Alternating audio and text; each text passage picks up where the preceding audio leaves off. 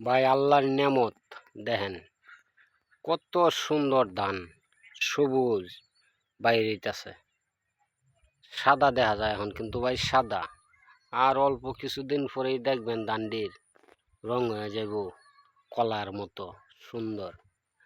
এই ধান সারা দেশের মানুষের খাওন। আল্লাহ যেন যারা ফসল করছে, আল্লাহ সবার ফসল যেন সুন্দরভাবে সুস্থভাবে, যাতে বায়ু বাতাসে না পা, তুফানে না পা, পানি না পা, বন্যায় না পা, সবাই যেন এই ফসল ভাই গড়ে উড়াইতে পারে। সবাই ভাই দোয়া করবেন যাতে সবাই এই ফসল গড়ে নেয়া, সবাই গড়ে খাদ্য মজুত করতে পারে। দেখতো ভাই আমরা সুখী, আমরা তো ডাইল আর ভাত হইলেই চলে ভাই। এই যে দেখেন ভাই কত সুন্দর হয়ে ভাই রইতেছে, তখনই মনে হয় ভাই যারা গৃহস্থী করছে ভাই, তারা দুজে এইসব দান দেহে, তারা কি একটা শান্তি ভাই। দেখেন দান যে হইছে, আল্লাহ নিজের হাতে দান দিয়ে গেছে ভাই।